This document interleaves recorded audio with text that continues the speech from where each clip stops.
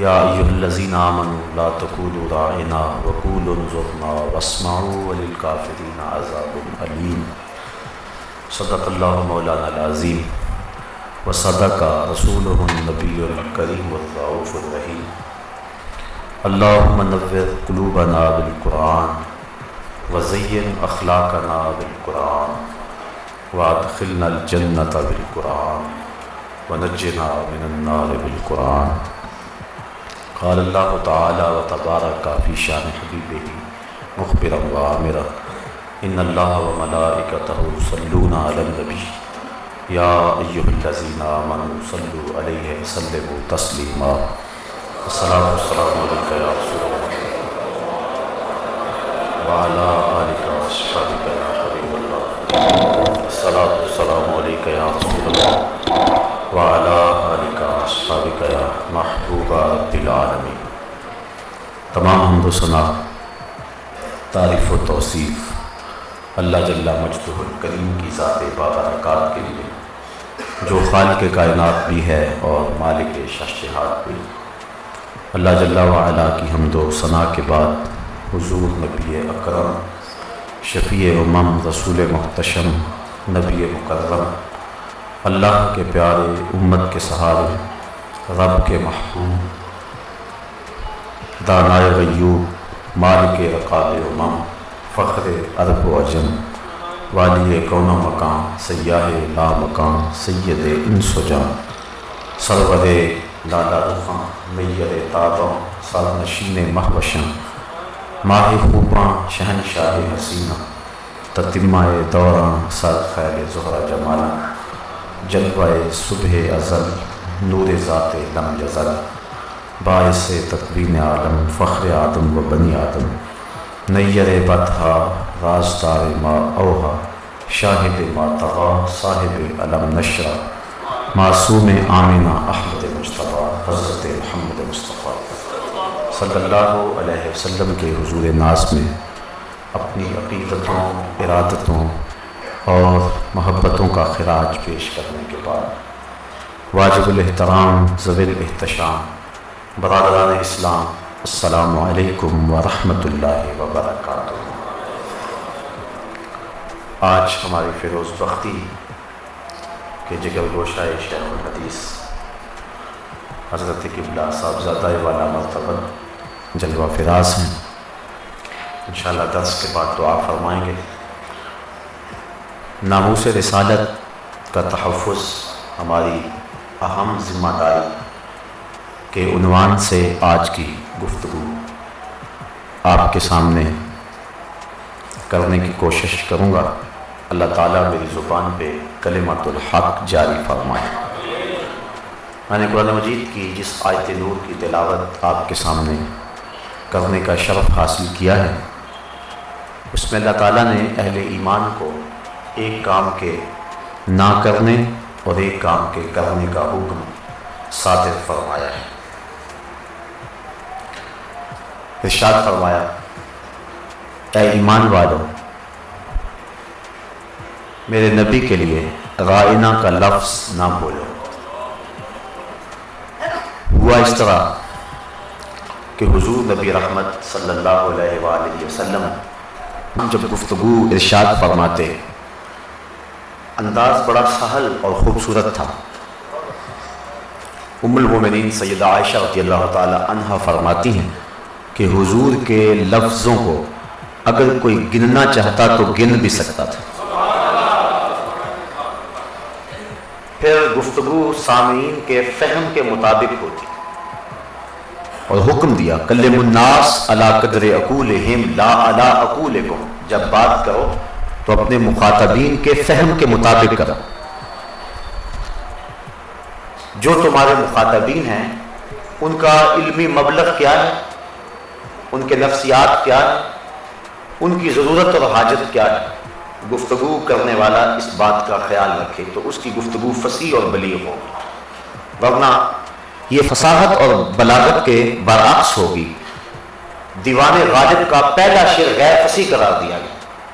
نقش پر یادی ہے کس کی شوخی تحریر کا، کاغذی ہے پیرہن ہر پے کرے تصویر کا، اب اس شعر کی تشریح سمجھنے کے لیے غالب کی عود ہندی پڑھنا پڑتی ہے، پھر اس کے بعد شعر کی سمجھ آئے گی۔ کسی زمانے میں جو مظلوم ہوتے تھے وہ کاغذ کا لباس پہن لیتے تھے اور بادشاہوں کے حضور جاتے تھے، تو غالب کہتا ہے کہ میں بھی اپنے محبوب کے جوڑ و ستم کو بیان کرنے کے لیے یہ کاغذ کا لباس پہنا ہے، اور میری غزلوں نے یہ لباس پہن کے محبوب کے ظلم بیان کرنے شروع کیے۔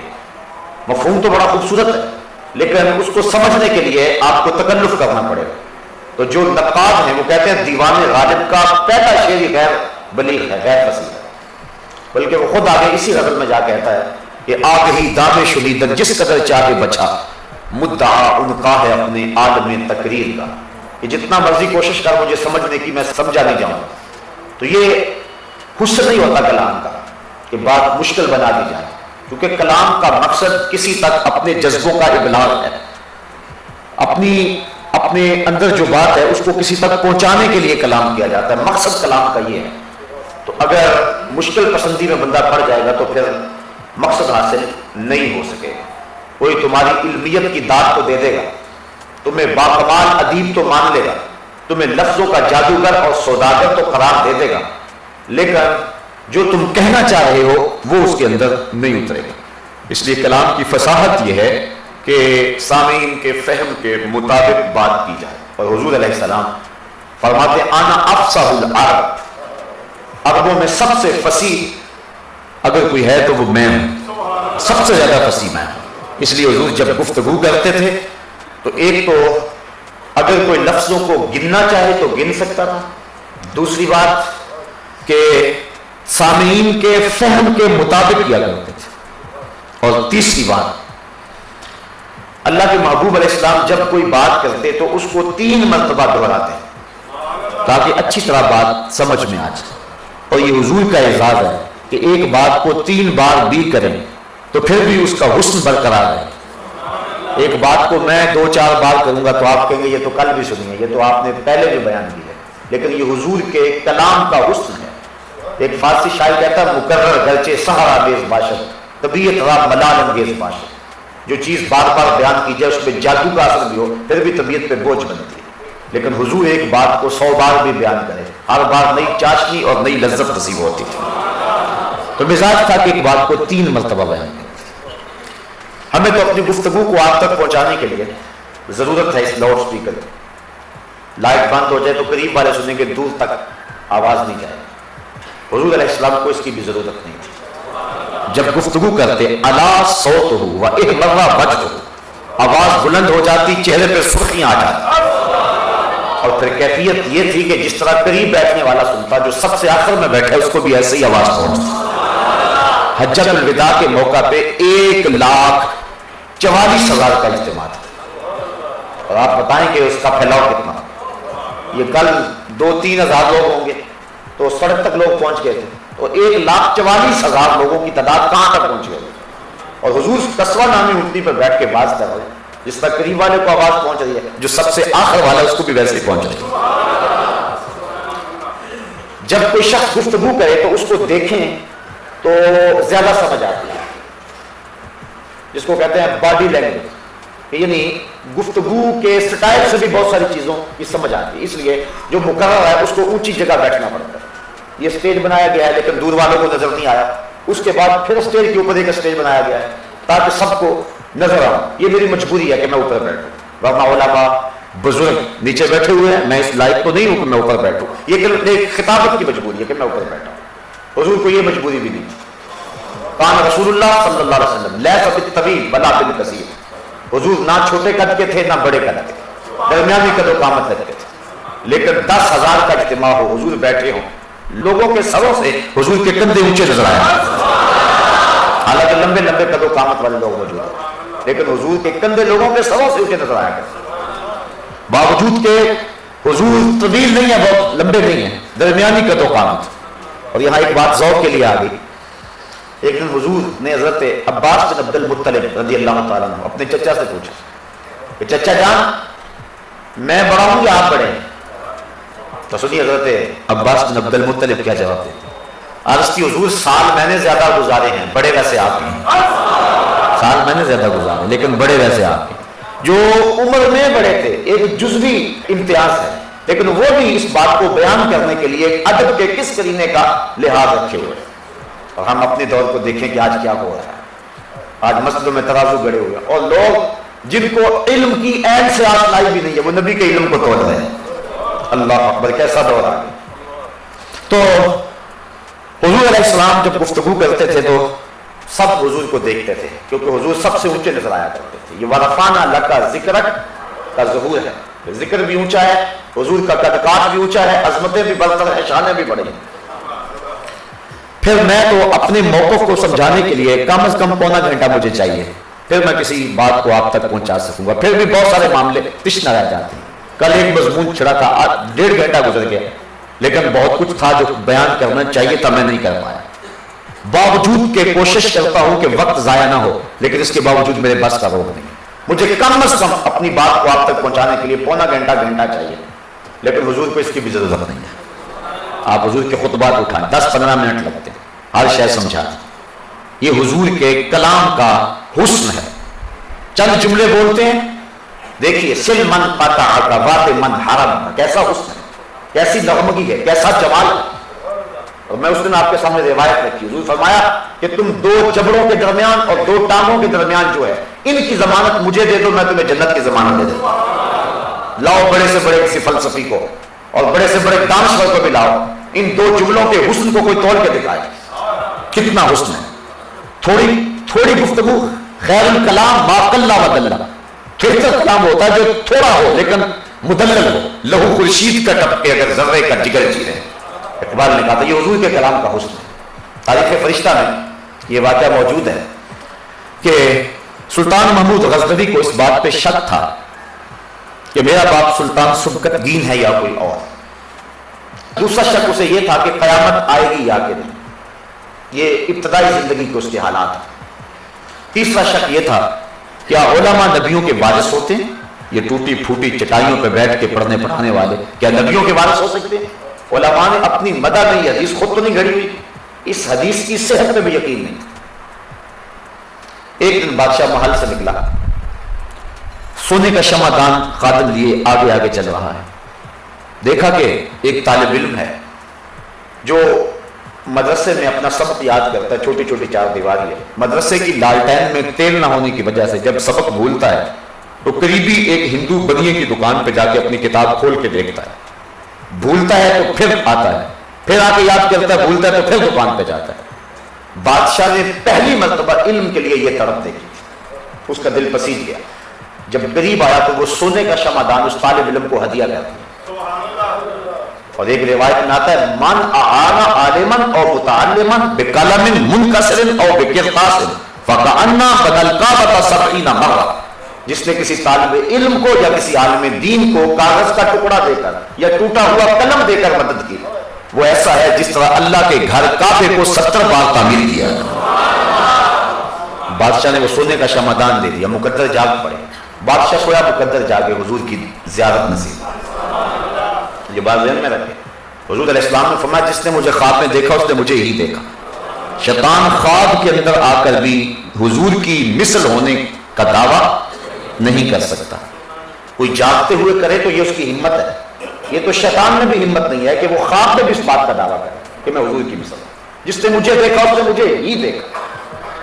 اب آپ اپنے ذہن کو پیچھے لے جائیں. 3 شک تھے. میرا باپ کون؟ سلطان سبکتگین یا کوئی اور. قیامت آئے گی کہ نہیں آئے گی؟ علماء کیا نبیوں کے وارث ہوتے ہیں؟ یہ 3 شک تھے. وہ سونے کا شمعدان دیا. بادشاہ واپس پلٹا، گھر آیا، سویا، مقدر جاگے، زیارت ہوئی. آقا کریم مسکراتے ہوئے ارشاد فرمایا اے سبکتگین کے بیٹے محمود، آج تو نے میرے ایک وارث کی قدر کی ہے، کل قیامت کو میں تیری شفاعت کروں گا. ایک جملہ ارشاد فرمایا، 3 شک بھی دور کیے، جنت کی بشارت بھی دی. یہ حضور کے کلام کا حسن ہے اور یہ کہیں اور نہیں پایا جا سکتا. جوامع الکلم حضور علیہ السلام کے ارشادات آپ دیکھیں، انسان حیرت زدہ ہو جاتا ہے. ہماری گھنٹوں کی تقریریں لوگوں کے پلے کچھ نہیں پڑتا، پلے جھاڑ کے چلے جاتے ہیں. یار گھنٹہ ضائع کیا، ملا تو کچھ بھی نہیں. لیکن یہاں کیا ہے کہ 2 جملے ہیں اور پوری کائنات 2 جملوں میں سمو دی گئی. کیسا حسن ہے کلام کا. تو یہ حضور کا انداز تھا. پھر اس کو دیکھ لیجئے کہ بات اتنی سہل طریقے سے کرتے کہ سامعین اس کو سمجھنے میں دقت محسوس نہ کرتے. دوسری بات ہر بات کو 3 بار کرتے. تیسری بات کہ اگر کوئی لفظ گننا چاہتا تو گن بھی سکتا تھا. چوتھی بات ہر ایک شخص تک آواز پہنچتی. پانچویں بات کہ جو سنتا وہ حضور کو دیکھ بھی رہا ہوتا. اور چھٹی بات گفتگو لمبی نہ ہوتی کہ اکتاہٹ ہو جائے. حضور تو ساری زندگی بھی بولتے رہے پھر بھی اکتاہٹ نہیں ہو سکتی, لیکن امت کو درس دینا تھا. آج جو بہت زیادہ لمبے خطبے دیتے ہیں انہیں حضور کی زندگی کو سامنے رکھنا چاہیے. امام کی جو ہے وہ دانائی کی دلیل ہے نماز لمبی اور خطبہ چھوٹا ہے, اور امام کی بے وقوفی کی دلیل ہے کہ نماز چھوٹی اور خطبہ لمبا. تو حضور علیہ السلام کی آپ خطبہ اٹھا کر دیکھیں, یہ حضور کا کمال ہے گفتگو کا. اس عنوان سے بھی بہت کچھ کہا جا سکتا ہے. حضور کی فصاحت بلاغت یہ ایک الگ مضمون ہے. اب اتنے انداز سے اتنے اہتمام سے ایک بات حضور بیان کرتے ہیں, کوئی وجہ تو نہیں ہو سکتی کہ سمجھ نہ آئے. یہ بیان کرنے والے کا انداز ہے. اب سننے والوں کا انداز سنیے. کأنَّا عَلَىٰ رُءُوسِهِمُ الطُّیُورُ, گویا ان کے سروں پہ پرندے بیٹھے ہوئے, اگر جنبش کی سر کو تو کہیں اڑ نہ جائیں. یہ کیفیت ہے. کہنا نہیں پڑتا کہ سبحان اللہ کہیں سینے سے زور لگائیں ہاتھ کھڑے کریں, ضرورت ہی نہیں ہے. تو سننے والوں کی کیفیت ہے جس طرح ان کے سروں پہ پرندے بیٹھے, اور سنانے والے کی کیفیت یہ کہ ایک بات نکل کے سامنے آ رہی موتیوں کی طرح. لفظ کیا ہے؟ موتی چڑھ رہے ہیں. صحابہ دیکھتے بھی ہیں. اذا تکلم رؤیا النور یخرج من بین ثنایا, حضور جب بات کرتے تھے سامنے والے 2 دانتوں کے سراغ سے نور کی کرنیں چن چن کے نکلتی اور ماحول میں روشنی پھیل جاتی تھی, اندھیرے میں بھی اجالے ہوتے تھے. یہ گفتگو کرنے والے کا سٹائل اور انداز ہے, اور وہ سننے والوں کی کیفیت ہے. اب ہو سکتا ہے کہ کوئی بات رہ جائے, لیکن اس کے باوجود اگر کسی کو کسی وجہ سے کسی بات کی سمجھ نہیں آتی تو وہ عرض کرتا رائنا یا رسول اللہ صلی اللہ علیہ وسلم, حضور ہماری رعایت کر رہی ہے. آقا کریم ناراض نہیں ہوتے کہ اتنی ڈیٹیل اور تفصیل سے سمجھایا پھر بھی پوچھ رہے ہو. آقا فرماتے تھے کہ اگر میں نہیں بتاؤں گا تو کون بتائے گا؟ اللہ اکبر. پھر بتا دیتے. اب جب تو مکی زندگی تھی, یا بندہ پکا مومن ہوتا تھا یا پکا کافر ہوتا تھا, منافقت نہیں تھی. جب مدینے میں تشریف لائے تو منافقت کا آغاز ہوا, اور یہ یہود و نصارہ تھے جو اس روپ میں آئے. اب انہیں غصہ تو بڑا تھا منافقوں کو, اوپر لبادہ اڑا ہوا تھا. حضور کی توہین کرنا چاہتے تھے لیکن حالات اجازت نہیں دیتے تھے ان کو. انہوں نے اپنے اندر کی آگ اس طرح نکالنا شروع کی کہ وہ زبان کو بل دے کے یہ لفظ بولتے ہیں. صحابہ کہتے رائنا, ہماری رعایت کیجیے حضور. تو وہ اس کو تھوڑا سا بل دے کے رائی نہ کہتے, معاذ اللہ, رائی عربی میں چرواہے کو کہتے ہیں. اس طرح وہ اپنے خود سے باطن کا اظہار کرتے ہیں. سب سے پہلے حضرت سعد بن معاذ رضی اللہ تعالی عنہ لغت یہود سے جو واقف تھے, اور یہ وہی سعد بن معاذ ہے کہ جب ان کا وصال ہوا تو صحابہ نے اس کی حضور عجیب ماجرا ہے کہ سورج بھی چڑھا ہوا اور دھوپ بھی نہیں آ رہی. فرمایا میرے ساتھ کے جنازے کے لیے اتنے فرشتے آ رہے ہیں کہ ان کے پروں کی وجہ سے سورج کی دھوپ رکی ہوئی, لیکن پر نوری ہے اس لیے سورج نظر آ رہا. حضور علیہ السلام پنجوں کے پر چلتے ہیں مدینے کی گلی میں. عرض کی حضور یہ جنازے میں چلنے کا کیا انداز ہے؟ فرمایا فرشتوں کی بھیڑ اتنی ہے پورا قدم رکھا ہی نہیں جاتا. یہ حضرت سعد بن معاذ رضی اللہ. فرمایا حضرت سعد کی وفات سے اللہ کا عرش بھی جھوم اٹھا ہے, وہ بھی اللہ کا عرش جو ہے وہ جنبش میں آ گیا حضرت سعد کی وفات ان کے وصال سے. اللہ اکبر. ہر جنازے کو 4 آدمی کندھا دیں, اور یہی مصنون ہے. پہلے جو ہے وہ دایاں کندھا دیں, 10 قدم چلے, پھر پائنٹی پہ آ جائیں, پھر 10 قدم چلے, پھر بایاں کندھا دیں, 10 قدم چلے, پھر پائنٹی پہ آ جائیں, پھر 10 قدم چلیں. اس طرح 40 قدم کندھا کم از کم دیں. اور جو کسی میت کو یوں 40 قدم کندھا دے تو روایات میں آتا ہے کہ اس جنازے کو قبرستان میں رکھنے سے قبل کندھا دینے والے کے سارے صغیرہ گناہ معاف کر دیے جائیں. بخشوانے اس کو گیا ہے, کام اپنا بن گیا. اٹھ فریدا ستیا تے میلہ دیکھن جا, وقت کوئی بخشیا مل جاوے تے تم ہی بخشیا جا. یہ کیسی کرم نوازیوں کا نور ہے جو برس رہا ہے. اسلام کے دامن میں تو ہے ہی بڑا کچھ. اللہ اکبر. حضور فرمایا 2 آدمی کندھا دے. عرض کی حضور سب صحابہ کو 4 آدمی اور انہیں 2, کہا 2 آدمی کندھا دیں گے, میرے ساتھ کو 2 فرشتے کندھا دیں. یہ حضرت سعد بن معاذ رضی اللہ تعالیٰ حضور کی ناموس کے محافظ. انہوں نے عرض کی, جب یہ بات سنی تو یہود کو کہا کہ اگر تم نے یہ بات دوبارہ کہی نا تو تمہارا سر کاٹ دوں گا. تلوار نیام سے باہر نکال دی, اور اس عزم سے حضور کی خدمت میں حاضر ہوئے کہ عرض کرو کہ حضور ان کو روک دیں, منع کر دیں, بلکہ مسلمانوں کو بھی روک دیں کہ وہ رائنا نہ کہا کریں. تو جب حضرت سعد پہنچے تو اس سے قبل جبریل پہنچ چکے تھے, اور یہ آیت نازل ہو چکی تھی, یا ایھا الذین آمنوا لا تقولوا رائنا اے ایمان والو آج کے بعد تم نے رائنا نہیں کہنا، تمہاری نیت میں فرق نہیں ہے، تم اچھی نیت سے کہتے ہو، جب یہ لفظ کہہ رہے ہو تو تمہارا رواں رواں ادب سے کانپ رہا ہوتا ہے، دوسرا معنی تمہارے حاشیہ خیال میں بھی نہیں، تمہارے فہم اور گمان میں بھی نہیں، تم اسی معنی کو ملحوظ رکھ کے پورے ادب کے ساتھ حضور کی بارگاہ میں یہ عرض کر رہے ہوتے ہو، لیکن چونکہ اس لفظ کی اوٹ میں کھڑے ہو کر کچھ بدخصلت میرے نبی کی توہین کر جاتے ہیں، اگرچہ تمہاری نیت اچھی ہے لیکن وہ لفظ جس لفظ کے پہلو میں کھڑے ہو کر میرے نبی کی توہین کا امکان موجود ہو، اگرچہ تم وہ لفظ اچھی نیت سے بھی کہو لیکن میں گوارا نہیں کرتا کہ میرے نبی کے لیے وہ لفظ بولا جائے۔ آج کے بعد تم نے رائنا نہیں کہنا، یا اگر کوئی اور لفظ کہیں گے تو کل منافق وہ بھی بولنے لگ جائیں، کہا نہیں اس کے متبادل ایسا لفظ دے رہا ہوں، قیامت تو آ سکتی ہے منافق کی زبان پہ نہیں آ سکتی، وہ لفظ کیا؟ وقول انظرنا، آپ کا جزر کرم کیجیے، یہ تم نے لفظ بولنا ہے، وقول انظرنا یا رسول اللہ انظر حالنا، مقصد وہی ہے جو رائنا سے، لیکن لفظ بدل دیا۔ صحابہ کی نیت جو رائنا سے تھی وہی نیت جو ہے وہ انظرنا سے، لیکن رائنا لفظ ایسا تھا جس کا ایک معنی حضور کی عظمت کے مطابق نہیں تھا، اس لیے اللہ تعالیٰ نے کہا کہ تم نے میرے نبی کے لیے یہ لفظ نہیں بولنا۔ اس علماء نے بیان فرمایا ایسا لفظ کہ جو توہین کا فہم ڈالتا ہو، گوشت میں توہین نہ ہو اور بولنے والا توہین کی نیت نہ کرے، تو فرمایا پھر بھی حضور کی بارگاہ میں وہ لفظ نہیں بولنا چاہیے۔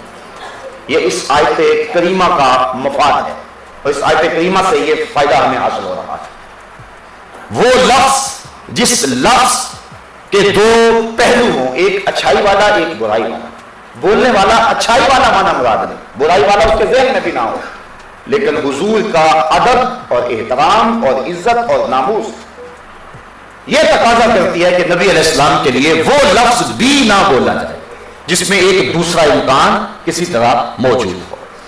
اب اس چیز کو سامنے رکھیں اور حضرت سعد بن معاذ کا جذبہ سامنے رکھیں، بلکہ حضرت امام مالک نے فتویٰ دیا، کسی شخص نے کہا کہ مدینے کی مٹی خراب ہے، تو امام مالک نے اس کو 30 کوڑے مروائے، کہا گو یہاں کچھ بھی نہ ہوگے لیکن تم کون ہوتے ہو مدینے کی مٹی کو خراب کرنے میں؟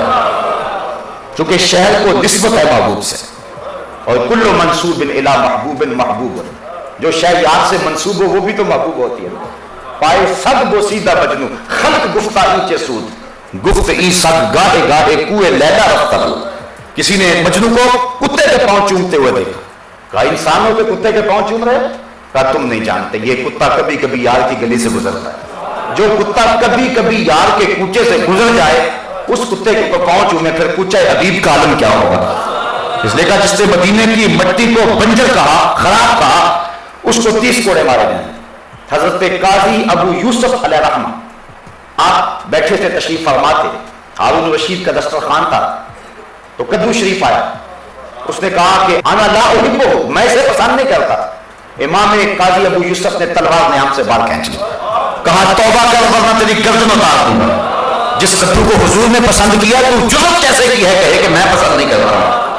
یہ حضور کے ادب کا عالم ہے، یہ حضور کی ناموس ہے، یہ حضور کی عزت ہے، حضور کی قدر و منزلت ہے۔ اس بات پر چاروں ائمہ متفق ہیں، اختلاف نہیں ہے کہ حضور کا گستاخ واجب القتل ہے، اگرچہ وہ کافر ہو اور اگر وہ کلمہ پڑھنے کے بعد توہین رسالت کرے اور توہین رسالت سے وہ کافر اور مرتد ہو جائے، دونوں صورتوں میں وہ واجب القتل ہے۔ کتاب الخراج میں قاضی ابو یوسف علیہ الرحمٰن نے تو یہاں تک لکھا، آپ فرماتے ہیں کہ وہ توبہ بھی کرے تو اس کی توبہ بھی مانی جائے۔ اس کی وجہ اس لیے کہ یہ حقوق اللہ سے نہیں ہے، حقوق العباد سے ہے، یعنی کسی شخص کو، کسی عدالت کو اور کسی تنظیم کو کوئی حق نہیں پہنچتا کہ وہ گستاخ رسول کو معاف کرے۔ حضور کا اپنا حق ہے، حضور خود معاف کریں تو کریں، لیکن حضور آپ تو اس دنیا سے چلے گئے، اپنی زندگی میں حضور نے معاف بھی کیا ہے اور سزا بھی دلوائی ہے، دونوں مثالیں موجود ہیں۔ پتھر مارنے والوں کو اور گلے میں کپڑا ڈالنے والوں کو، اوجڑیاں پھینکنے والوں کو، جان کے دشمنوں کو گالیاں دینے والوں کو حضور نے کہا ہے لا تثریب علیکم اليوم اذهبوا انتم الطلقاء، جاؤ چلے جاؤ، تم آزاد ہو۔ آج میں وہی کہوں گا جو حضرت یوسف نے اپنے بھائیوں سے کہا تھا۔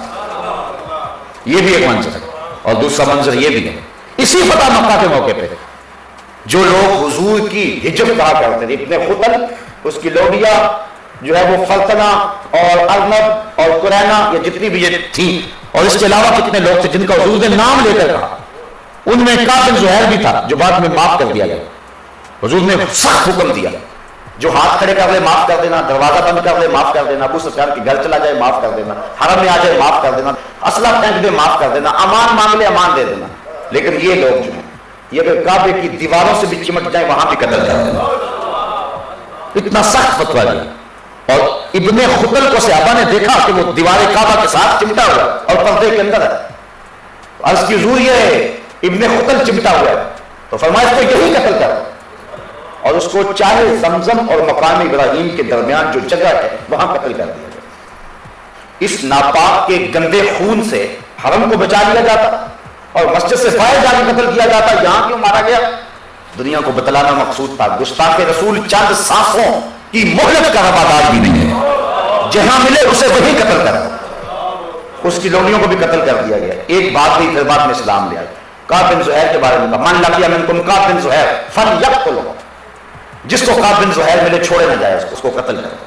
کعب بن زہیر بھاگ گیا طائف، بھائی نے اس کو خبر پہنچائی تو بچ نہیں سکے گا، کہاں کہاں چھپے گا، جگہ جگہ تو حضور کے غلام رہتے ہیں، گلی گلی میری یاد بچھی ہے، پیارے رستہ دیکھ کے چل، مجھ سے اتنی وحشت ہے تو میری حدوں سے دور نکل، کدھر جائے؟ تو کعب بن مالک رات کے اندھیرے میں چھپ کے آ گیا، حضور سے حرم میں بیٹھے تھے، پاس آ کے کہتا ہے حضور اگر کعب کو ڈھونڈ لائیں تو معاف کر دو گے؟ حضور مسکرا کے کہا کعب تو آج گیا جا، میں نے معاف کر دیا۔ اب عرض کرتا ہے حضور جس زبان سے آپ کی حجب کیا کرتا تھا اجازت چاہتا اس سے آپ کی نعت پڑھو، فرمایا خیر جو ذرا ممبر بچھا لینے تھا، ممبر کے بچ گیا، لوگ آگے، اب کعب ممبر پر بیٹھ کر کہتا کہ اتیت عند رسول اللہ معتذرا والعذر عند رسول اللہ مقبول ان رسول لنور یستضاء به مهند سیف من سیوف الہند مسلول۔ اللہ کہتا لوگوں میں آیا تھا معافی کے لیے، یہاں آ کر پتا چلا نبی تو ہے ہی بڑا بندہ نواز۔ اللہ اکبر۔ پھر کیا کہتا ہے ان رسول لنور، بے شک اللہ کا نبی نور ہے، یستضاء به مهند جس سے پورا زمانہ چمک رہا ہے، سیف من سیوف اللہ مسلول، ہندوستان کے لوہے کی تلواروں میں سے ایک تنی ہوئی تلوار ہے۔ حضور فرمایا باقی ٹھیک ہے تمہارا لیکن مجھے سیوف الہند نہ کہو، من سیوف اللہ کہو، میں اللہ کی تلوار۔ اللہ اکبر۔ تو حضور نے اپنے دشمنوں کو معاف بھی کیا ہے، اپنے دشمنوں کو سزا بھی دلوائی ہے۔ ابن خطل کی مثال ہے، کعب بن اشرف کی مثال ہے، اور اس کے علاوہ کئی مثالیں زمانہ نبوی کے اندر۔ حضور نے خود کہا کون میری طرف سے فلاں کی خبر لے گا، ایسا ہوا ہے۔ تو یہ اختیار مجھے بھی ہے، آپ کو بھی ہے، ہم اپنے دشمن کو چاہے معاف کر دیں اور چاہے اس کو سزا دے دیں۔ آج لوگ کہتے ہیں حضور نے تو چادریں بچھائی ہیں، بیٹے کے قاتل کے پاؤں تلے بچھانا چادر تیری جواں مرضی کا پتہ چلے۔ اپنے قاتل کو، اپنے دشمن کو، اپنے گستاخ کو معاف کرنا اور بات، اور محبوب کے دشمن کو معاف کرنا اور بات، اس میں اس میں فرق ہے۔ اگر کالج کے پرنسپل کی توہین کر دے تو دو طالب علم جا کے تھانے صلح کرائیں گے؟ کیسے ہو سکتا ہے؟ یہ ان کا حق ہی نہیں ہے، گستاخی اللہ کے رسول کی، اور بندے کہہ رہے ہیں کہ چلو جی صلح کر لیں، ہم کون صلح کرنے والے؟ ہاں حضور اپنی ذات کے حوالے سے خود مختار ہے، جو چاہیں معاف کر دے، حضور نے معاف بھی کیا، سزا دے، حضور نے سزا بھی دی ہے، لیکن حضور کے وصال کے بعد امت کو حق نہیں پہنچتا کہ وہ معافی دے۔ اور کتاب الخراج کے اندر حضرت قاضی ابو یوسف کا قول میں نے آپ کے سامنے رکھا ہے، آپ فرماتے ہیں کہ وہ توبہ بھی کرے تو توبہ قبول نہیں ہوگی، اور جن لوگوں نے کہا اس کی توبہ قبول ہوگی تو انہوں نے اس معنی میں یہ بات کہی ہے کہ وہ سچی توبہ کرے، سزا اس کو پھر بھی دی جائے، اس کا گناہ معاف ہو سکتا ہے سچی توبہ سے، لیکن اس کی یہ تو سزا ہے قتل اس کو کرنا، یہ پھر بھی نہیں ٹلے گا۔ جس طرح کوئی شادی شدہ زانی زنا کرتا ہے تو اس کو حد شریف نافذ اس کے اوپر کی جاتی ہے، تو اس وقت وہ توبہ بھی کر لے تو حد بھی لگ گئی اور توبہ بھی اس نے کر لی تو وہ گناہ سے پاک ہو گیا، دنیا کی نظروں میں پاک ہو گیا، دیانتاً بھی اور شریعت دونوں طرح وہ پاک ہو گیا۔ اس طرح اگر کوئی سچے دل سے توبہ کر لے، اسلام لے آئے کہ ساتھ ساتھ اس کو جو ہے وہ حتم قتل کیا جائے لیکن اس کا گناہ معاف ہو سکتا ہے کیونکہ اس نے سچے دل سے توبہ کی ہے۔ یہ جنہوں نے توبہ کا قول کیا انہوں نے اس معنی میں کیا ہے، نہ یہ ہے کہ جو مرضی گستاخ رسول کرتا رہے اور جب اس کے ٹکٹکی پہ باندھنے لگے تو پھر وہ توبہ کر لے، یہ تو دروازہ کھولنے والی بات ہے۔ تو یہ بات ذہن میں رکھیں کہ یہ امت کا شروع سے مزاج رہا ہے، اور چاروں ائمہ اس سے متفق ہیں کہ حضور علیہ السلام کے گستاخ کی سزا قتل ہی ہے۔ یہ میرا عنوان نہیں ہے، یہ ایک الگ مضمون ہے، لیکن اس عنوان کے ساتھ یہ بات میں نے کرنی ہے کہ یہ ہماری ذمہ داری ہے کہ حضور کے ناموس کی حفاظت کریں، وہ عوامی لوگ ہوں، وہ علماء ہوں، وہ حکمران، یہ ان کی ذمہ داری ہے، ہر دور میں ان کی ذمہ داری رہی ہے۔ حضور کی آبرو کائنات کا سب سے قیمتی اثاثہ ہے، اور یہ ہمارا امتحان ہے، حضور کا امتحان نہیں ہے۔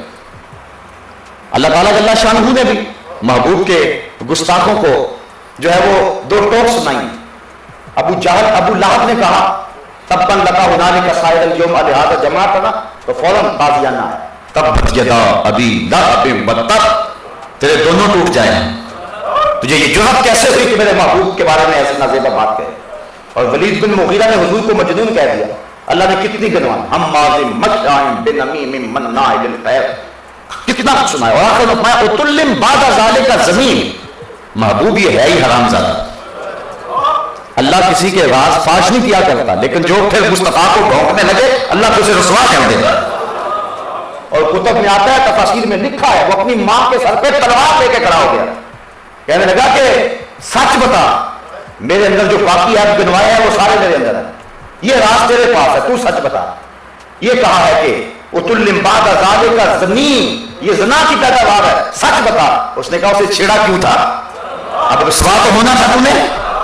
اور اس نے کہا کہ تیرا باپ جو تھا وہ تو اس قابل ہی نہیں تھا، اور جائیداد بہت ساری تھی، پھر مجھے ایک چرواہے سے منہ کالا کرنا پڑا، تو اس کی اولاد ہے۔ رسوا کر کے رکھ دیا، قرآن میں رسوا کر کے رکھ دیا اللہ تعالیٰ نے شخص کو جس نے حضور کو مجنون کہا۔ ما انت بنعمت ربک بمجنون، محبوب تو مجنون نہیں ہے، تیرا تو خلق ہی بڑا عظیم ہے۔ کس منہ سے اس نے بات کی جو زمانے کو عقل و دانش سکھانے آیا ہے، بھلا وہ مجنون ہو سکتا ہے؟ اور اللہ نے ساری چیزیں کھول کے سامنے رکھی۔ قرآن مجید میں آپ کئی مقامات آپ دیکھیں گے اللہ تعالیٰ نے معاف کیا حضور کے گستاخ۔ اللہ اکبر۔ ام جمیل اگر کانٹے پہ چھاتی تھی تو کہا کہ یہ کھجور کی رسی سے ہی مرے، اور پھر ایسا ہی ہوا۔ آس بن وائل نے جب حضور کے دو فرزند انتقال کرے، ایک مکے میں اور ایک مدینہ شریف، انہوں نے کہا کہ معاذ اللہ اب تک ہو گئے، اولاد نرینہ نہیں رہی۔ اللہ تعالیٰ نے سورہ کوثر نازل کی، انا اعطیناک الکوثر، محبوب ہم نے تو تمہیں کوثر دیا۔ کوثر کے کئی مفاہیم ہیں، امام غازی نے تقریباً اس کے 20 معنی لکھے ہیں، لیکن یہاں ایک معنی یہ بھی بیان کیا کہ کوثر کا معنی اولاد کثیر ہے۔ اس نے کہا تھا کہ آپ کی اولاد نہیں، اللہ کہتا محبوب جتنی اولاد تیری ہے کسی اور کی ہو ہی نہیں سکتی، ہم نے تمہیں کوثر دیا۔ اولاد اس لیے ہوتی ہے نا کہ باپ کا نام باقی رہے۔ آج ممبر و محراب پہ بھی حضور کا نام ہے، غاروں اور پہاڑوں پہ بھی حضور کا نام ہے، کائنات کے کونے کونے اور گوشے گوشے میں حضور کا نام ہے۔ وہ شخص جو چاند پہ گیا تھا نا، اس نے پھر ملک و ملک سیر کی تھی، رات کے پچھلے پہر کو مصر میں اترا، اور رات کو جب مسجدوں سے اذان گونجنے لگی تو وہ باہر ہوٹل کی لابی میں ٹہلنے لگا بے تابانہ انداز میں۔ کسی نے کہا مسٹر کیا پرابلم ہے؟ کہا مجھے بتاؤ میں زمین پہ ہوں یا پھر چاند پہ آ گیا ہوں؟ لوگوں نے کہا کیا ہوا ہے؟ کہا جب چاند پہ تھا اس وقت بھی یہ آوازیں آتی تھی، زمین پہ ہے وہ پھر بھی یہ آوازیں آ رہی ہیں۔ کیا شان احمدی کا چمن میں ظہور ہے، ہر گل میں ہر شجر میں محمد کا نور ہے، گلی گلی میری یاد بچھی ہے، پیارے رستہ دیکھ کے چل، مجھ سے اتنی وحشت ہے تو میری حدوں سے دور نکل۔ تو کائنات کا کوئی گوشہ کوئی کونا ایسا نہیں جہاں حضور کا ذکر ہو۔ اللہ کہتا ہے محبوب جتنی اولاد تیری ہے اتنی کسی کی بھی۔ اور یہ جو کہہ رہا ہے انا شان آتا ہو والا ابتر، یہ تیرا دشمن جو ہے یہ بے اولاد ہو۔ اچھا یہاں ایک بڑی خوبصورت بات، اور وہ یہ اللہ کہے ابتر اور اس کے چاروں بیٹے زندہ رہیں۔ اللہ کہے محبوب جس نے تجھے ابتر کہا یہ ابتر ہے، ابتر ہوتا ہے جس کی اولاد نرینہ نہ ہو۔ اللہ کہتا محبوب یہ ابتر ہے جو تیرا دشمن ہے، انا شان آتا ہو والا ابتر، لیکن اس کے چاروں بیٹے زندہ رہے مرے نہیں۔ اور اللہ کہے ابتر، میں اگر بد دعا دوں گا تو وہ بد دعا ہوگی، اور اللہ جو فرمائے گا وہ تقدیر کا فیصلہ ہوگا۔ اللہ کہے ابتر اور اس کے چاروں بیٹے زندہ رہے۔ اصل بات یہ ہے کہ اولاد اس لیے ہوتی ہے کہ نفع، اور اس کے چاروں بیٹے تھے تو زندہ، لیکن چاروں بیٹے کلمہ پڑھ کے محمد عربی کے غلام بن گئے۔ اس نے حضور کو ابتر کہا تھا، اللہ نے کہا محبوب دیکھ تیری شانیں، بیٹے اس کے ہیں گیت تیرے گائیں گے۔ یہ ابتر ہے، تو ابتر نہیں ہے، یہ ابتر ہے۔ تو اللہ نے اپنے محبوب کی ناموس کا دفاع کیا۔ صحابہ کی زندگیاں دیکھ لیں، حضرت عمر فاروق کا طریقہ دیکھ لیں، تلوار نیام سے نکالتے تھے یا نہیں نکالتے؟ یہ ذمہ داری ہے امت کی۔ جب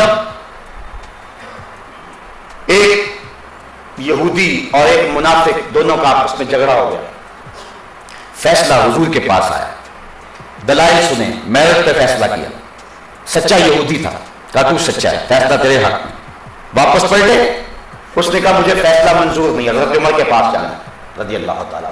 اس کا خیال تھا وہ کافروں کے بارے میں بڑے سخت ہے, جب سنیں کہ میں مومن ہوں, یہ کافر ہے اور یہودی ہے, تو سنتے ہی میرے حق میں فیصلہ دے دیں گے. حاضر ہوئے, دروازہ کھٹکھٹایا, آپ تشریف لائے, کیا ماجرا ہے؟ کہا جی اس کا میرا جھگڑا, میرے دلائل یہ ہیں. کہا میاں تم دلائل دو. کہا میری صرف ایک ہی دلیل ہے کہ اس مقدمے کا فیصلہ تمہارے نبی میرے حق میں کر چکے. آپ نے اس منافق سے کہا واقعی؟ کہا ہاں. کہا ٹھہرو میں بھی ابھی کرتا ہوں. اندر گئے, واپس آئے تو ہاتھ میں تلوار تھی, اور اس منافق کا سر توڑتے ہوئے کہا لمن لم یرض بقضاء اللہ ورسولہ, جو اللہ اس کے رسول کے فیصلے کو نہیں مانتا, عمر کی تلوار اس کا ایسے ہی فیصلہ کرتا. مدینے میں شور مچ گیا, عمر نے ایک مومن کو قتل کر دیا. وہ جلوس لے کر خاندان والے حضور کی بارگاہ میں گئے, احتجاجی جلوس نکالا تھا کہ عمر سے قصاص لیا جائے. انہوں نے ایک مسلمان کو قتل کر دیا. فرمایا بلاؤ عمر کو. حضرت عمر فاروق بلوائے گئے, ابھی پہنچے نہیں تھے جبریل پہلے آ گئے.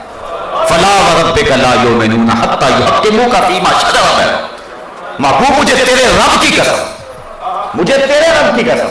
اور ذرا غور تو کیجیے, اللہ کہتا محبوب تیرے رب کی قسم. اللہ کو بھی اس پہ ناز ہے کہ میں محبوب کا رب ہوں. فلا وربک, یہ نہیں کہا مجھے میری قسم, یہ بھی نہیں کہا مجھے میری قسم, کہا مجھے تیرے رب کی قسم. یا خدا کو ناز ہے کہ میں مصطفیٰ کا رب ہوں, ہمیں ناز نہ ہو کہ ہم نبی کی امتی ہیں. فخر کا دل میں دریچہ باز کرنا چاہیے, جن کا تو آقا ہے ان کو ناز کرنا چاہیے. ہمیں ناز اس پر ہم حضور کی امت. نبیوں نے تو آرزویں کی ہیں, یا اللہ اس نبی کی امت سے ہو جائے. 12 نبیوں نے آرزو کی. حضرت عیسیٰ اپنی قوم کو کہہ رہے ہیں لوگوں میں جا رہا ہوں, میرے بعد اب وہی آئے گا. چلو نام بھی بتا دیتا ہوں, مبشرا برسول یاتی من بعد اسمہ احمد, نام احمد ہوگا. ایک حوالی اٹھ کے کھڑا ہو گیا, حضرت جس کے قصیدے آپ پڑھ رہے ہیں کیا وہ آپ سے بھی افضل ہوگا؟ حیرت سے پوچھتے ہیں. ہر امتی کا خیال ہے کہ میرے نبی سے افضل کون ہو سکتا ہے. ایک مرید سوچتا ہے میرے پیر سے بہتر کون ہو سکتا ہے, ایک شاگرد سوچتا ہے میرے استاد سے بہتر کون ہو سکتا ہے, ایک کارکن سوچتا ہے میرے لیڈر سے بہتر کون ہو سکتا ہے, ایک بیٹا سوچتا ہے کہ میرے باپ سے بہتر کون ہو سکتا ہے, امتی سوچتا ہے میرے نبی سے بہتر کون ہو سکتا ہے. وہ تو بدبخت ہے جو نبی بھی مانتا ہے عیب بھی نکالتا ہے. یہ ہو ہی نہیں سکتا کہ جہاں محبت ہو وہاں عیب نظر آئے. محبوباں تے نکتا چینی جڑا کرن تو باز نہیں آتا, اصل منافق جانی اس نو وہ جھوٹے پیار جتاوندا. سانو دسیا عشق دے مفتی جڑا مڑ مڑ پیار فرماوندا, آزم جتھے دل لگ جاوے اوتھے عیب نظر نہیں آتا. عیب ہو بھی تو نظر, اور جہاں ہو ہی نہ, خلقت مبرئا من کل عیب, جہاں عیب ہے ہی نہیں وہ کمال حسن حضور ہے کہ گمان نقص جہاں نہیں. یہی پھول خار سے دور ہے, یہی شمع ہے کہ دھواں. تو کہا حضرت جس کے قصیدے آپ بھی پڑھ رہے ہیں کیا وہ آپ سے بھی افضل ہوگا؟ جب خاکے چھپے تھے تو میں نے جگہ جگہ یہ بات کہی تھی, آپ کو بھی یاد ہوگا, میں نے وینس بہر جہان میں بھی کہا تھا. میں نے کہا یہ مغرب کے اوقات اور گنڈے ذرا اپنے مذہب کی کتابیں پڑھ کے دیکھ لیتے اور میرے نبی کے قصیدے دیکھتے. انجیل برناباس میں آج بھی لفظ موجود ہیں. حضرت عیسیٰ حواری پوچھتے ہیں حضرت جس کے قصیدے آپ بھی پڑھ رہے ہیں کیا وہ آپ سے بھی افضل ہے؟ سنو حضرت عیسیٰ کیا کہہ رہے ہیں, ٹھنڈ پڑ جائے گی کہلائے. حضرت عیسیٰ نے کہا افضل ہونے کی بات کرتے ہو, وہ تو اتنی عظمتوں کا حامل ہے, اگر اس کے نالین کے تسمے کھولنے کی سعادت ابن مریم کو مل جائے تو یہ بھی مقدر کی بات ہے. وہ اتنا اونچا نبی ہے کہ اس کے نالین کے تسمے کھولنے کی سعادت مل جائے تو یہ بھی مقدر کی کہانی. چاند کی طرف منہ کر کے تھوکنے سے چاند کی نوری کرنوں کو میلا نہیں کیا جا سکتا, اپنا ہی منہ گندا کرنا ہے. ان لوگوں نے اپنی بدبختی میں اضافہ کیا, نبی کی عظمت کا کچھ نہیں بگاڑ سکتے. نبی کی عظمت روشنی رہے, یہ چاند چڑھا ہے چڑھا ہوا رہے گا, کوئی اس کو غروب نہیں کر سکتا. یہ سورج طلوع ہے طلوع ہی رہے گا, اس کو کوئی غروب نہیں کر سکتا. سیدہ عائشہ رضی اللہ تعالیٰ عنہ فرماتی ہیں لوگوں ایک تمہارا چاند ہے, ایک تمہارا سورج ہے, ایک میرا سورج ہے. تمہارا سورج صبح چڑھتا ہے چاند کو غروب ہو جاتا ہے, لیکن میرا جو سورج ہے جب چڑھتا ہے پھر غروب ہوتا ہی نہیں. حضور کا اقبال کبھی غروب نہیں ہونے والا ہے. قیامت کے دن پتہ چلے گا جب سارے نبی بھی حضور کے پیچھے ہوں گے. اللہ اکبر. لواء الحمد بیدی یوم القیامہ, ہمارا حمد کا جھنڈا میرے ہاتھ میں ہوگا, سارے نبی میرے جھنڈے کے سائے تلے ہوں. پتہ اس وقت چلے گا. اللہ فرماتے ہیں فقط اتنا سبب ہے انعقاد بطن محشر کا کہ ان کی شان محبوبی دکھائی جانے والا. پتہ لگے گا اس وقت کے حضور کی عظمت کیا اور عفت کیا ہے. آج اس کو پتہ بھی نہیں ہے, جو ابجد شناخت بھی نہیں ہے, وہ نبی کی عظمتوں کو تول رہا ہے. کیا ہو گیا, کس دور سے ہم گزر ہوئے. ڈٹھے برت قرآن دے بول سارے, تیری شان جیا نہیں کوئی ہو ڈٹھا, تیری شان دا کرے مقابلہ جیڑا انہوں عاشقاں اصلی چوڑ ڈٹھا. کوئی نور آکھے کوئی بشر آکھے پہلا رات دن یہ شور مٹھا اللہ والے گل مکا دیتی تسا ہو مٹھا سا ہو مٹھا. تو صاحب حضور کی عظمتوں کا سورج کبھی بھی غروب نہیں ہوگا, یہ طلوع رہے گا اور اس کی روشنی اس کی کرنیں آفاق میں پھیلتی رہیں گی. تو حضرت عمر فاروق رضی اللہ تعالیٰ عنہ کو بلوایا گیا تو اس سے قبل ہی حکم آ گیا, محبوب قسم ہے مجھے تیرے رب کی, اتنی دیر تک کوئی مومن ہی نہیں ہو سکتا جب تک اپنے فیصلوں میں تجھے حاکم نہیں مان لیتا. ان کا سارا نشہ ہو گیا بھائی. اللہ نے حضرت عمر فاروق کی جو ہے وہ گواہی دے دی. علماء تفسیر میں لکھا فَبِذَلِكَ سُمِّيَ فاروق, آپ کو فاروق بھی اسی وجہ سے کہا. تو صحابہ نے معافی نہیں دی ہے, حفاظت کیا حضور کی ناموس کی. تابعین کا دور دیکھ لے, بعد کا دور دیکھ لے, یہ تاریخ لمبی اور وقت سمٹ رہا ہے. سلطان عبد المجید یہ وہ شخص ہے کہ جب سلطنت عثمانیہ ڈول رہی اور بوڑھا تھا, اور جب جو ہے وہ توہین رسالت کا ارتکاب کیا تو فوجی لباس پہن کے آ گیا, اور جو سفیر بلائے ہوئے تھے ان کے سامنے تلوار کو زمین پہ گاڑا, کہنے لگا ہم مر گئے ہیں مٹ گئے ہیں لیکن حضور کی آبرو کا سودا نہیں ہونے دیں گے. اور پھر انہوں نے جب وہ معذرت کی ان کو کرنا پڑی, مجبور ہو گئے. یہ انتہائی پستی کے دور کی کہانی ہے. 1925 کے اندر تو خلافت ٹوٹ جاتی ہے, جیسے چند دنوں کی پہلے کہانی, جب ہم بالکل کمزور تھے. یہ ان دنوں کی کہانی ہے, اور جب ہمارے ایمان کبھی تھے. اور ضرور دور کی کہانیاں بھی سنیں. سلطان نور الدین زنگی کو کون نہیں جانتا ہے, اس نے جو سزا دی کون نہیں جانتا ہے, اور سلطان صلاح الدین ایوبی کو کون نہیں جانتا. اللہ اکبر. اللہ اپنے محبوب کی حفاظت کرتا ہے. ہمارے حکمرانوں نے بھی اس میں حصہ لیا, ساتھوں کا حصہ ڈالا ہر ایک. ایک بدبخت تھا والی پرک ریجینالڈ, انگلستان کا شہزادہ, اس نے 3 حملے کیے. پھر اس نے ایسا کیا, یہ غالباً 1781 یا 83 کی بات ہے, حاجیوں کے قافلے کو لوٹ لیا, مال اسباب سب کچھ لوٹ لیا, راستہ روک لیا, قید کر دیا. ان حاجیوں نے کہا آسمان لوٹ لیا, میں تو جانے دیں, ہم نے حج کرنا ہے. تو اس نے بدتمیزی کی, کہا تم مسلمان ہو, بلاؤ اپنے نبی کو جو تمہاری جان چھڑائے. بیسٹ یہ جملہ ہے. سلطان صلاح الدین ایوبی تک بات پہنچی. قطب ناطق نے دانت پیستا تھا اور اس نے قسم کھائی کہ جب تک اس ظالم کو میں اپنے ہاتھ سے قتل نہیں کروں گا چین سے نہیں بیٹھوں گا. اور پڑھے آپ سلطان صلاح الدین ایوبی کی تاریخ. پھر وہ سویا نہیں, کتنے سال نہیں سویا. جب نیند تنگ کرتی تھی خیمے کی چوک سے ٹیک لگا کے کھڑا ہو جاتا تھا اور آنکھوں کی آگ نکال لیتا تھا. وہ دانت پیستا رہتا تھا اور ہر وقت برس رہتا تھا. پھر وہ وقت بھی آیا کہ جب انگلستان کے سارے شہزادے لائن میں کھڑے تھے, کسی کو کرسی دی, کسی کو پانی پیش کیا آپ کھورے میں, اور کہا جس کو ہم پانی دیتے ہیں امان دیتے, جس کو کرسی دیتے ہیں امان دیتے, چھوڑتا کیا سب کو. لیکن جب ریجینالڈ کا نظر پڑی تو سلطان حافظ سے باہر ہو گئے, آنکھوں سے چنگانیاں نکلنے لگی اور جوش غصے سے صلاح الدین کا بدن کانپتا تھا اور تلوار لے کے آگے بڑھا اور ریجینالڈ کو گریبان سے پکڑ کے پٹک کے زمین پہ مارا. کہا او کتے, تو نے کہا تھا کہ بلاؤ اپنے محمد کو, محمد عربی نے اپنا نوکر بھیج دیا ہے. اور پھر اس کے ٹکڑے ٹکڑے کے. یہ ہماری تاریخ ہے, ہمارے حکمرانوں کی تاریخ ہے. آپ اس دور کے حکمرانوں کے آئینے میں نہ دیکھیں اس دور کو, یہ ہمارے حکمرانوں کی تاریخ ہے.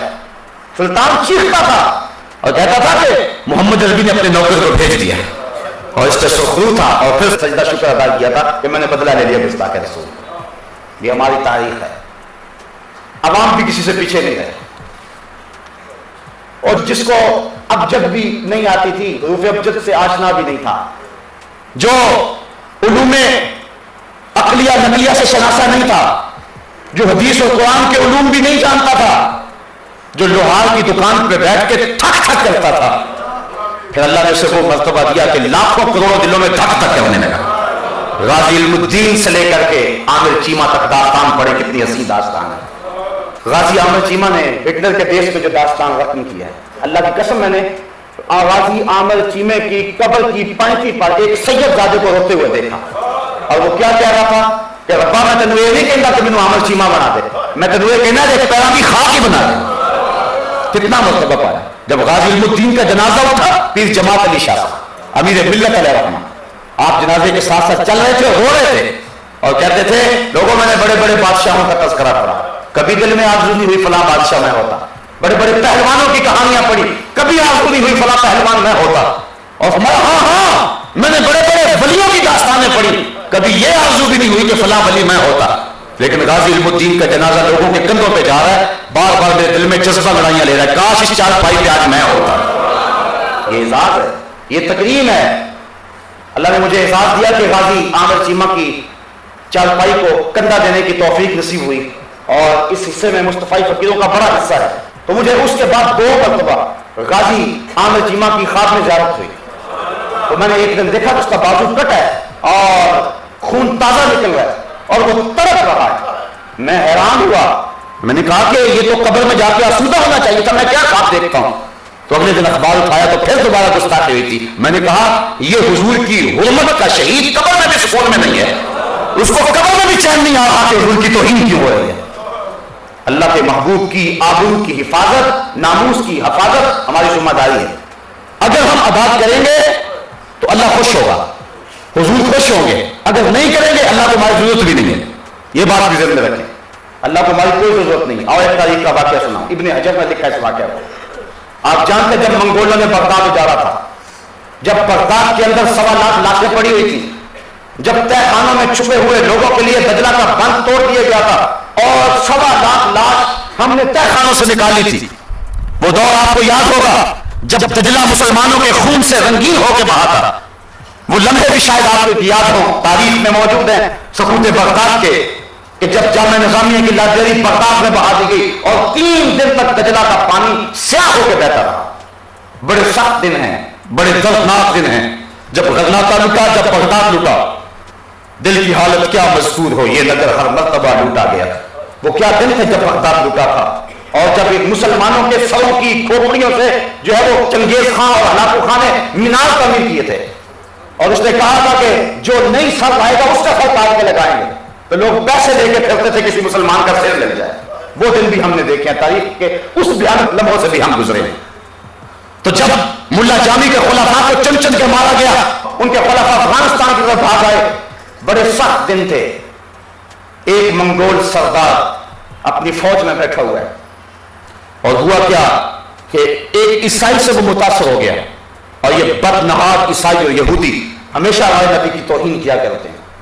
یہ شکست خوردہ لوگ، انہوں نے اپنے سفلی جذبات کو ہمیشہ یوں ہی تسکین دی ہے، انہوں نے کبھی کوئی ڈھب کا کام نہیں کیا، اس طرح گندے کمینے اور چھوٹے کام کیے۔ تو جب مسلمان قبروں میں تھے، لاشوں کا سر تعمیر ہو رہا تھا، بغداد لوٹا ہوا تھا، لاشیں بدلا میں تیر رہے تھے، اور امت کے لیے دردناک دن تھا سقوط بغداد کا، تو اس نے مجلس بات منعقد کی۔ ابن حجر لکھتے ہیں کہ اس عیسائی نے کھڑے ہو کے ہمارے نبی کی توہین شروع کر دی، کوئی بھی موجود نہیں تھا جو اس کی زبان کھینچتا، تو پاس بندہ ہوا ایک کتا تھا جو زور زور سے بھونکنے لگا۔ کسی نے کہا تو مسلمانوں کے نبی کی توہین کی، یہ غیرت میں آ گیا۔ وہ کہنے لگا میں نے انگلی اٹھائی ہے، اور یہ کتا بڑا جو ہے وہ غیرت والا ہے، اس لیے میری انگلی کی وجہ سے غصے میں آیا، اس نے پھر وہ آواز دیا۔ ابن حجر لکھتے ہیں اس کتے نے اتنے زور سے جھٹکا دیا کہ اپنا غصہ توڑوا لیا، اور جا کے اپنے دانت جو ہے اس کے گلے میں گاڑ دیے، اور چھوڑا تب جب اس کو واصل جہنم کر دیا۔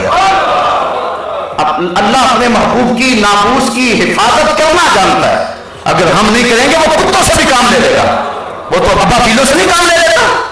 یہ اللہ کا ایک مزاج ہے، اور اس واقعہ کو دیکھ کر وہی پھر اسلام کے مددگار ہو گئے۔ تو اقبال کہتا ہے ایاں یورش تاتار کے افسانے سے، ہے ایاں یورش تاتار کے افسانے سے، پاسباں کعبے کو مل گئے صنم خانے سے۔ اللہ رشتہ اسلام کی مدد بھی فرمائیے۔ تو صاحبو یہ میری اور آپ کی ذمہ داری ہے حضور کے ناموس کی حفاظت کرنا۔ کئی کئی صورتوں میں اور کئی کئی ڈھنگوں رنگوں میں حضور کی توہین کی جا رہی ہے۔ مرزائیت وہ انگریز کا خود کاشتہ پودا ہے جس کا مقصد ہی جہاد کو ترک کرنا، رسول اللہ کی توہین کرنا ہے۔ اس حوالے سے آپ خبردار ہوں، پاکستان میں ایک محتاط اندازے کے مطابق 1 سال کے اندر 10,000 لوگ مرزائی ہو رہے ہیں۔ مرزائی ختم نبوت کے باقی کا نام ہے۔ ہماری کہیں غیرت نہ سو جائے، میں آج ساری رات تقریباً رو کے گزاری ہے۔ ایک واقعہ پڑا اور اندر آگ لگ گئی۔ 53 کی جب تحریک چلی اور لاہور کے اندر ایک بوڑھی ماں اپنے یتیم بچے کی بارات لے کے جا رہی تھی کہ راستے کے اندر گولیوں کی آواز آئی۔ اس نے کسی سے پوچھا کیا ہے؟ کہا ختم نبوت کے مجاہد لڑ رہے ہیں اور دوسری طرف سے فائرنگ ہو رہی ہے اور لوگ سینے کھول کے گولیاں کھا رہے ہیں۔ اس نے وہاں رک کر کے براتیوں کہا واپس چلے جاؤ، اور اس اپنے بیٹے کا سرا کھول دیا، کہا میں اس کا یہ سرا کھول کے اب شہادت کا سرا باندھنے لگا، اور اپنے بیٹے کو کہا میں تجھے اپنا دودھ معاف نہیں کروں گی جب تک تو حضور کی آبرو پر قربان نہیں ہو جائے گا۔ یہ ہماری تاریخ تھی۔ علامہ نیازی کو کیا کیا لالچ نہ دیا گیا، لیکن وزیر خان کی مسجد کا وہ جملہ تڑپا دینے والا ہے. آپ نے فرمایا او نواب کالا باغ، تیری لمبی لمبی مونچھوں سے بغاوت ہو سکتی ہے، محمد عربی کی کالی زلفوں سے بغاوت نہیں ہو سکتی ہے. 10,000 لوگوں نے قربانیاں دی ناموس رسالت کے لیے. صاحب یہ ہماری ذمہ داری ہے، آؤ ہم اس ذمہ داری سے عہدہ برا ہونے کی کوشش کریں.